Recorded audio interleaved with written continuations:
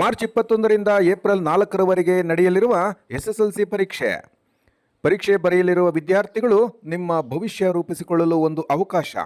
ಪರೀಕ್ಷೆ ಎಂಬುದು ಒಂದು ಭಾಗ ಮಾತ್ರ. ಅದರಲ್ಲಿ ನಿಮ್ಮ ಕಲೆ, ಜ್ಞಾನ ಮತ್ತು ಶ್ರಮ ನಿಮ್ಮದಾಗಿರಲಿ. ಮನಸ್ಸು ಸ್ಥಿರವಾಗಿ ಇಟ್ಟುಕೊಂಡು ಧೈರ್ಯವಾಗಿ ಪರೀಕ್ಷೆ ಬರೆಯಿರಿ ಎಂದು ತಹಸೀಲ್ದಾರ್ BN ಸ್ವಾಮಿ ಪ್ರೇರಣಾದಾಯಕ ಮಾತುಗಳಾಡಿದರು. ಶಿಡ್ಲಘಟ್ಟ ತಾಲೂಕಿನಲ್ಲಿ 2667 ವಿದ್ಯಾರ್ಥಿಗಳು ಎಸ್ಎಸ್ಎಲ್ಸಿ ಪರೀಕ್ಷೆ ಬರೆಯುತ್ತಿದ್ದಾರೆ. ತಾಲೂಕಿನಲ್ಲಿ 10 ಪರೀಕ್ಷಾ ಕೇಂದ್ರಗಳಿದ್ದು, ಪರೀಕ್ಷೆ ಬರೆಯಲು ಬರುವ ವಿದ್ಯಾರ್ಥಿಗಳಿಗೆ ಉಚಿತ ಬಸ್ ಪ್ರಯಾಣ ವ್ಯವಸ್ಥೆ ಮಾಡಲಾಗಿದೆ. ಪ್ರತಿ ಕೇಂದ್ರದಲ್ಲಿ ಚಿಕಿತ್ಸಾ ಘಟಕ ತೆರೆದಿದ್ದು, ಪರೀಕ್ಷೆ ಸಮಯದಲ್ಲಿ ಆಯಾಸ, ಲವಲವಿಕೆ ಕಳೆದುಕೊಂಡರೆ ತಕ್ಷಣ ORS ನೀಡುವ ವ್ಯವಸ್ಥೆ ಮಾಡಲಾಗಿದೆ. ಕುಡಿಯಲು ಶುದ್ಧ ನೀರಿನ ವ್ಯವಸ್ಥೆ ಮಾಡಲಾಗಿದೆ. ಪ್ರತಿ ಪರೀಕ್ಷಾ ಕೊಠಡಿಯಲ್ಲಿ CCTV ಕಣ್ಗಾವಲು ಅಳವಡಿಸಿದ್ದು, ನಿರಂತರ ವಿದ್ಯುತ್ ಪೂರೈಕೆ ವ್ಯವಸ್ಥೆ ಮಾಡಲಾಗಿದೆ. ಪರೀಕ್ಷೆ ನಡೆಸಿದ ನಂತರ ಪ್ರತಿ ಕೊಠಡಿ ಸ್ವಚ್ಛತೆ ಮಾಡುವ ಕೆಲಸ ಮಾಡಲಾಗುವುದು. ವಿದ್ಯಾರ್ಥಿಗಳು ನಿರಾತಂಕವಾಗಿ SSLC ಪರೀಕ್ಷೆ ಬರೆಯಬಹುದು ಎಂದು ಕ್ಷೇತ್ರ ಶಿಕ್ಷಣ ಅಧಿಕಾರಿ ನರೇಂದ್ರ ಕುಮಾರ್ ತಿಳಿಸಿದರು. ಸಂದರ್ಭದಲ್ಲಿ THO ವೆಂಕಟೇಶ್ ಮೂರ್ತಿ, ಪೌರಾಯುಕ್ತ ಮೋಹನ್ ಕುಮಾರ್, ಇತರೆ ಅಧಿಕಾರಿಗಳು ಹಾಜರಿದ್ದರು. ಈ ಮಂತಿನ 21ನೇ ತಾರೀಕಿಂದ ಮುಂದಿನ ತಿಂಗಳು 4ನೇ ತಾರೀಕುವರೆಗೂ ನಡೆಯಲಿದೆ. ಅದಕ್ಕೆ ಪೂರ್ವಭಾವಿಯಾಗಿ ಎಲ್ಲ ಇಲಾಖೆಗಳ ಸಮನ್ವಯ ಸಭೆಯನ್ನು ಇವತ್ತು ಆಯೋಜನೆ ಮಾಡಿದ್ವಿ.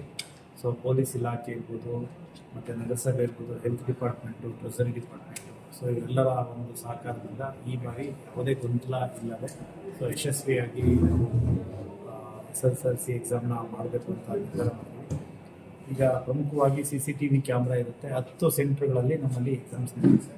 ಸೊ ಎಲ್ಲ ಶಾಲಾ ಕಾಲೇಜುಗಳಲ್ಲಿ ಮಕ್ಕಳಿಗೆ ಬಿಸಿಲಿರೋದ್ರಿಂದ ಹೆಲ್ತ್ ಡಿಪಾರ್ಟ್ಮೆಂಟ್ ಕಡೆಯಿಂದ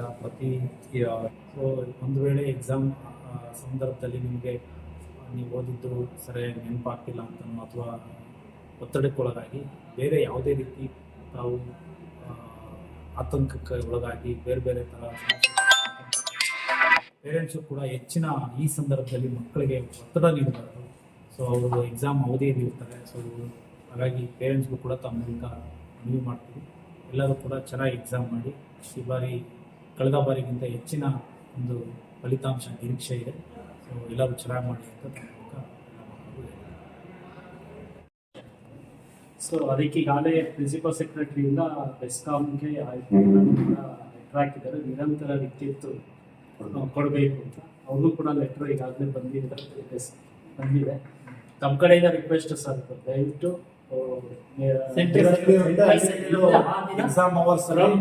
to 2 ಯಾಕೆಂದ್ರೆ ನಾವು ಕ್ವಶನ್ ಪೇಪರ್ ಕೊಡೋದು 8:30 ಕೊಡ್ತೀವಿ ಅಂದರೆ ಅಲ್ಲಿಂದಲೂ ಕೂಡ ಅದು ಕ್ಯಾಚ್ ಮಾಡ್ಬೇಕಾದ್ರೆ 8 to 2 ಅಂತ.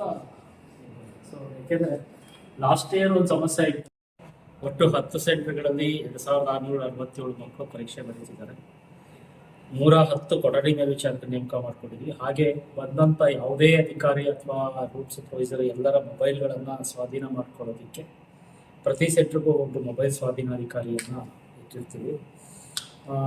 ಸ್ಥಾನಿಕ ಜಾಗೃತ ದಳವನ್ನು ನೇಮಕ ಮಾಡ್ಕೊಂಡಿದ್ವಿ. ಹಾಗೆ ನನ್ನ ನೇತೃತ್ವದಲ್ಲಿ ಒಂದು ವಿಚಕ್ಷಣ ಜಾಗೃತ ದಳ ಇರುತ್ತೆ. ಹಾಗೆ ತಹಸೀಲ್ದಾರರು ಕೂಡ ರ್ಯಾಂಡಮ್ ಆಗಿ ಹೋಗ್ತಾರೆ. ಅವರು ಕೂಡ ರ್ಯಾಂಡಮ್ ಆಗಿ ಸೆಂಟ್ರಿಗಳನ್ನ ಭೇಟಿ ಮಾಡ್ತಾರೆ. ಇದರ ಜೊತೆಗೆ ಜಿಲ್ಲಾ ಹಂತದ ಜಾಗೃತ ದಳ ಇರ್ತದೆ. ವಿಶೇಷವಾಗಿ ನಮಗೆ CCTV ಅಂದರೆ ಕಳೆದ ವರ್ಷದ ಈಚೆಗೆ ಆನ್ಲೈನ್ನಲ್ಲಿ ವ್ಯೂ ಆಗ್ತದೆ. ಈ ರಾಜ್ಯ ಹಂತದಿಂದ ಕೂಡ ಮಕ್ಕಳ ಪರೀಕ್ಷೆಯ ಚಲನವಲನ ಪ್ರತಿಯೊಂದನ್ನು ಕೂಡ ವ್ಯೂ ಆಗ್ತಾ ಇರ್ತಕ್ಕಂಥದ್ದು ಇರೋದ್ರಿಂದ ಎಲ್ಲ ಶಾಲೆಗಳಿಗೂ ಕೂಡ ಸೂಚನೆ ಕೊಡಲಾಗಿದೆ.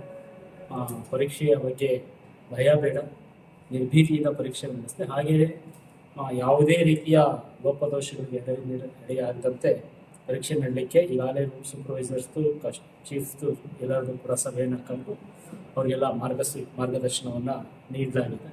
ಪರೀಕ್ಷೆಯನ್ನು ಅತ್ಯಂತ ಯಶಸ್ವಿಯಾಗಿ ಎದುರಿಸಲಿಕ್ಕೆ ಎಲ್ಲ ಮಕ್ಕಳು ಚೆನ್ನಾಗಿ ಬರೀಲಿ ಅಂತಕ್ಕಂಥ ಆರೈಕೆಯೊಂದಿಗೆ ಪರೀಕ್ಷೆಯನ್ನು ನಡೆಸಲಿಕ್ಕೆ ಇಡೀ ತಾಲೂಕು ಆಡಳಿತ ಸರ್ವಸನ್ನದ್ಧವಾಗಿ ಸಿದ್ಧವಾಗಿದೆ ಅಂತ ಈ ಮೂಲಕ ತಿಳಿಸ್ತಾರೆ.